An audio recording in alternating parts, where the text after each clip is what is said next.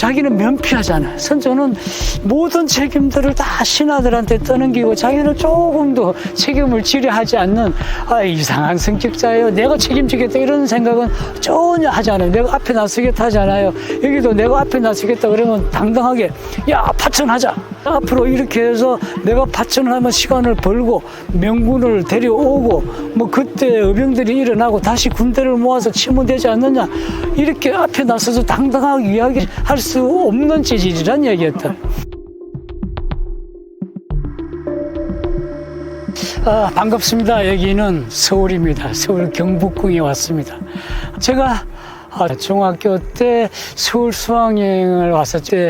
버스를 타고 서울을 다니면서 북악스카이웨이 청와대 뒷산 그 길을 갔던 기억도 있고요.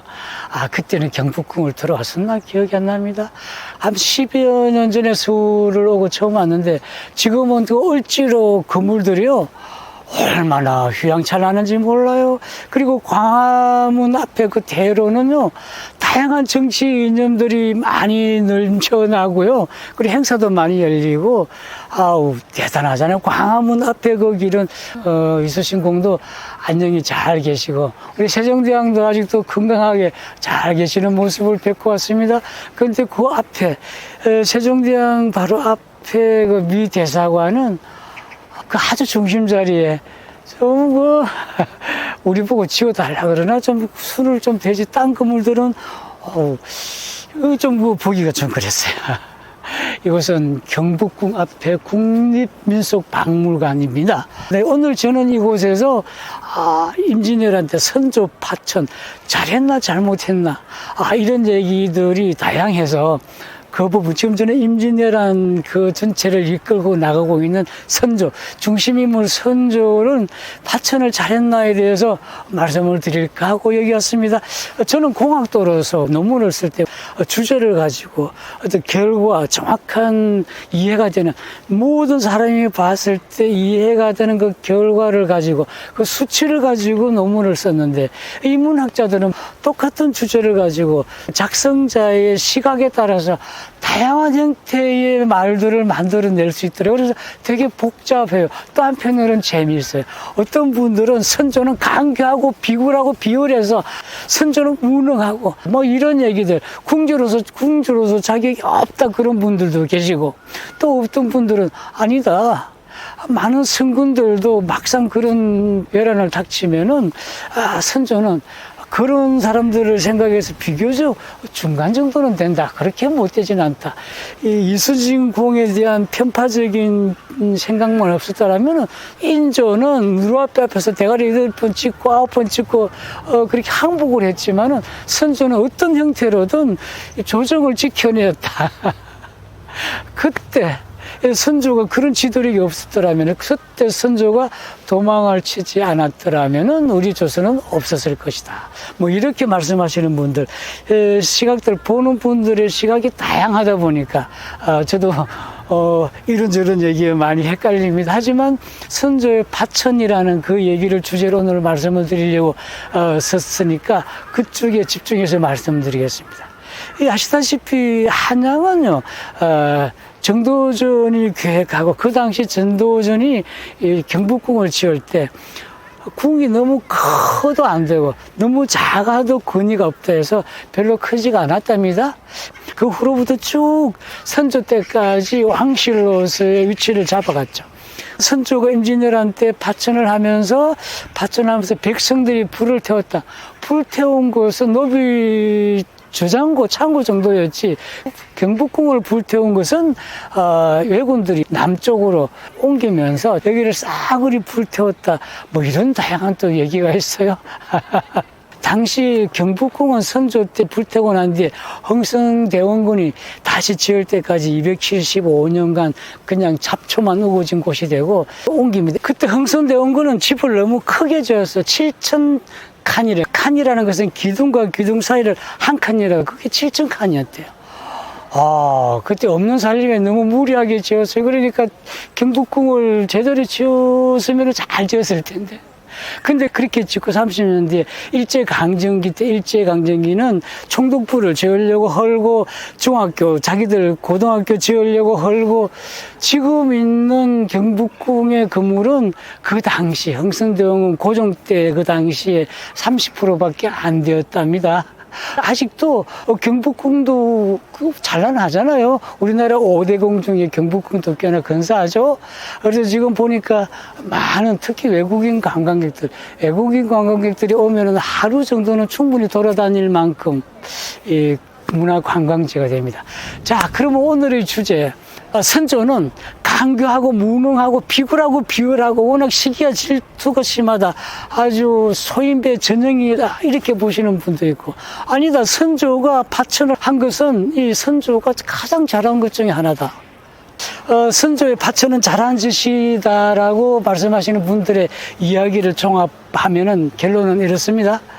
당시 상황은, 당시 조선 조정의 상황은 신립장군, 우리나라 최강의 전투력을 몰고 가서 신립장군이 당금대에서 깨졌다는 소식을 듣자마자 모든 조정에 있는, 이 한양에 있는 백성들이 다 피난을 갑니다.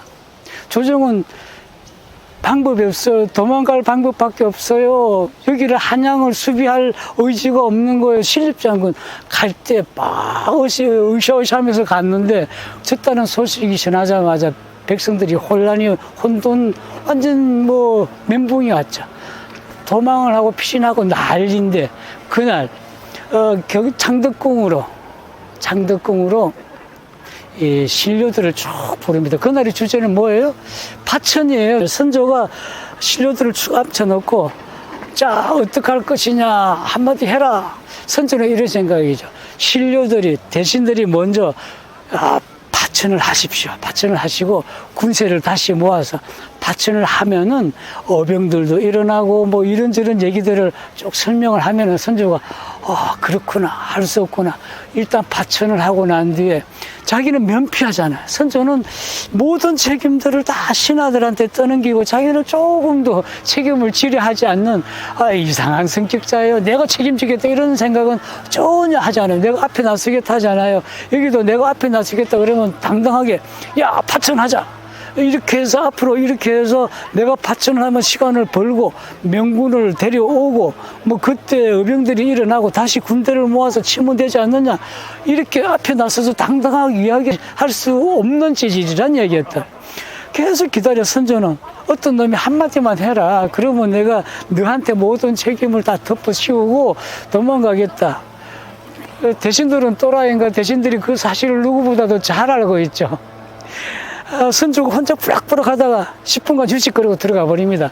그때 이사내가 누구냐면 영의정이었어요. 당시에 조식 문화, 조식 선생의 문화예요.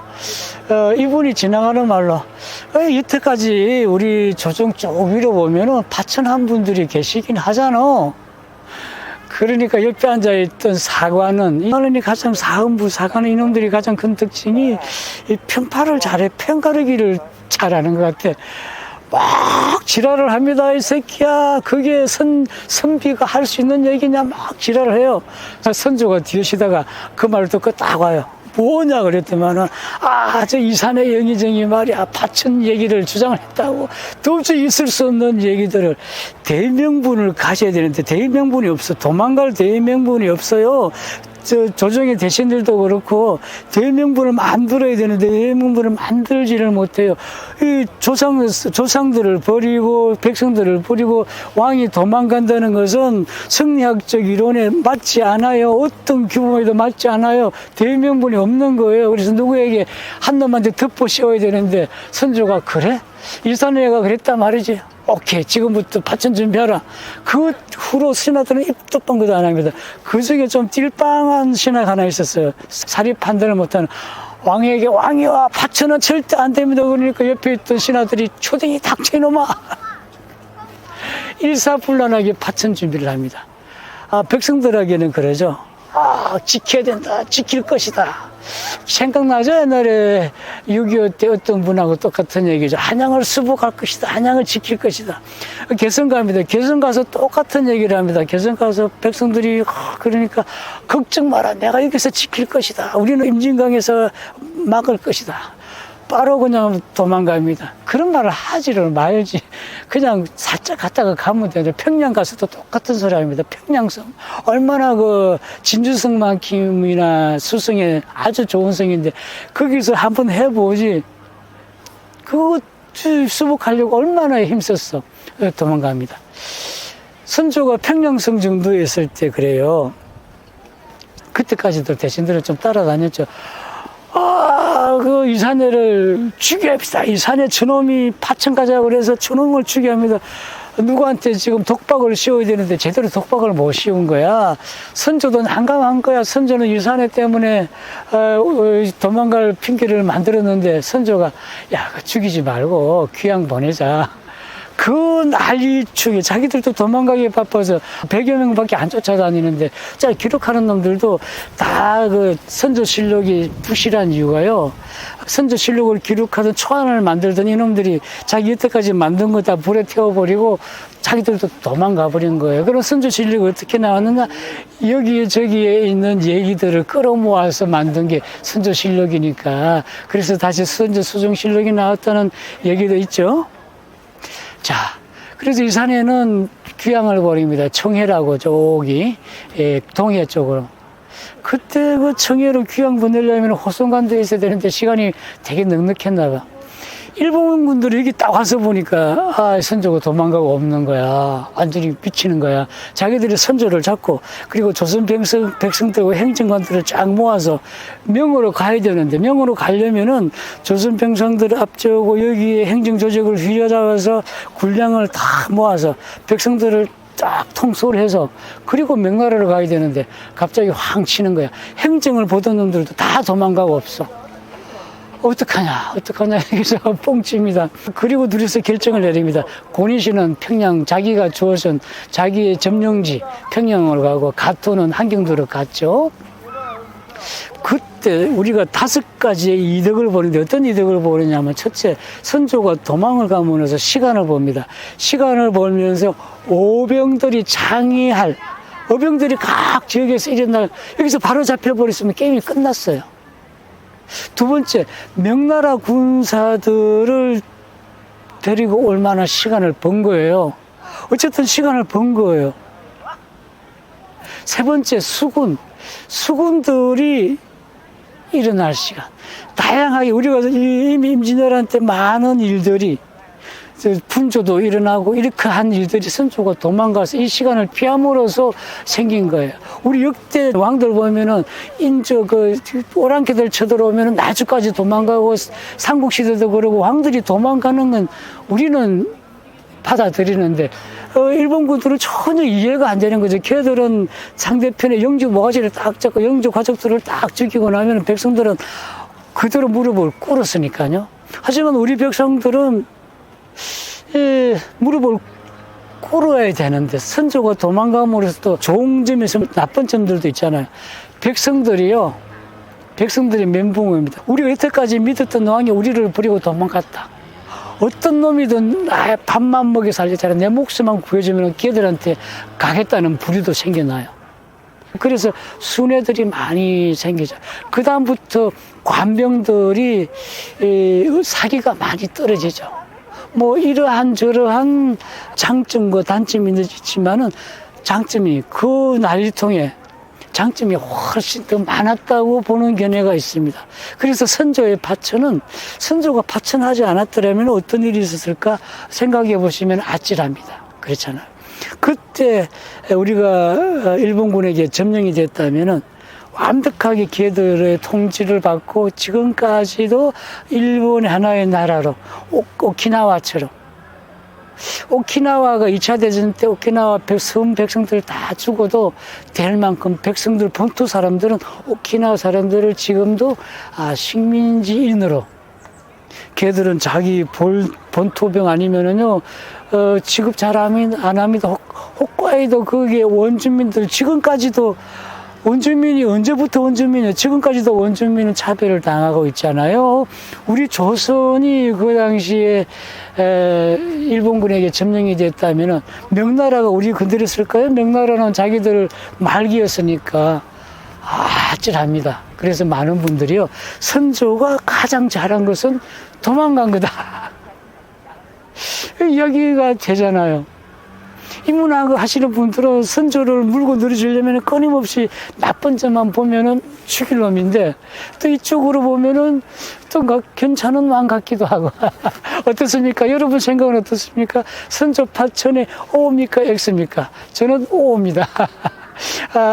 이곳은요, 정말로 많은 분들이 이 좋은 가을에 창덕궁을 찾아주시고 경복궁을 찾아주시고 5대 궁궐 중에서 경복궁을 많이들 찾으시네요. 특히 외국인들이 한복을 입고 사진을 찍고 기록을 많이 남기시고, 저는 이곳 국립민속박물관 앞에서 인조 파천은 잘했느냐? 잘했다. 여기까지 하겠습니다. 감사합니다.